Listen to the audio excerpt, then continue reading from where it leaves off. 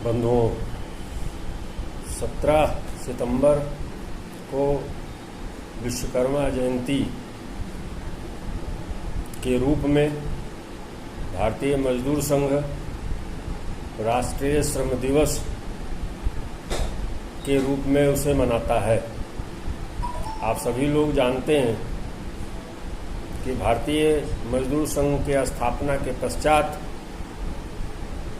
उसने कुछ अपनी रीति नीति जो निर्धारित किया, उसमें भारत का अपना एक राष्ट्रीय श्रम दिवस होना चाहिए, ऐसा विचार हुआ।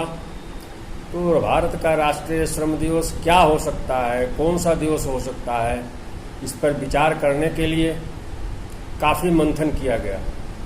और जैसा आप जानते हैं कि भारतीय मजदूर संघ जो भी विचार करता है वो भारतीय संस्कृति, भारतीय परंपरा, भारत के जनमानस में व्याप्त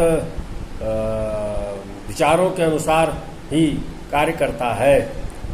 इस पर विचार करने के बाद यह पाया कि अपने समाज में बहुत काल से, बहुत लंबे समय से जो निर्माण क्षेत्र से जुड़े हुए हमारे बंधु हैं, उनके बीच में विश्वकर्मा भगवान की पूजा होती है और बहुत ही बड़े पैमाने पर उनके प्रति लोगों में अगाध श्रद्धा है।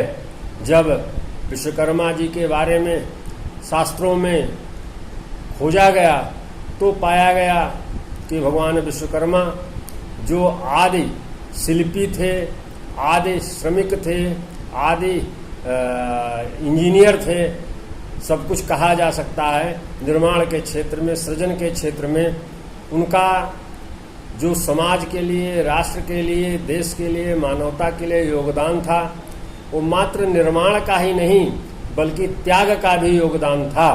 ऐसी कथा है कि उनके पुत्र को, जो बहुत ही तपस्वी था, इंद्र ने, देवताओं के राजा इंद्र ने उनका सिंहासन छीन न जाए इस भय से मार दिया था।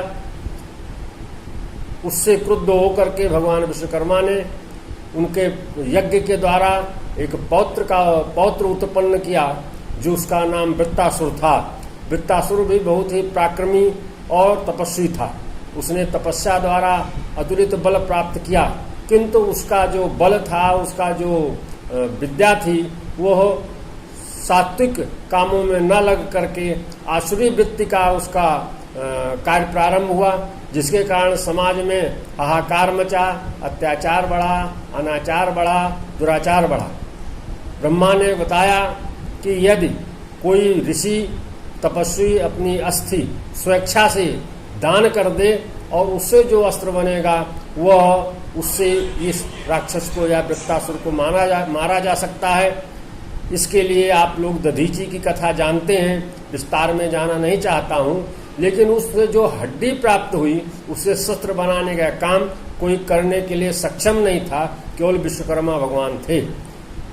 तब देवताओं ने विश्वकर्मा जी से प्रार्थना की, यद्यपि वह उन्हीं का पौत्र था जिसको उन्होंने उत्पन्न स्वयं यज्ञ के द्वारा उत्पन्न किया था, किंतु चूंकि वह मानवता के विरुद्ध, समाज के विरुद्ध, राष्ट्र के विरुद्ध कार्य कर रहा था, आम जन को उत्पीड़ित कर रहा था, इसलिए समाज कल्याण हेतु, मानवता के कल्याण हेतु भगवान विश्वकर्मा ने अब उस हड्डी से वज्र बनाया और उससे उसका निर्माण हुआ।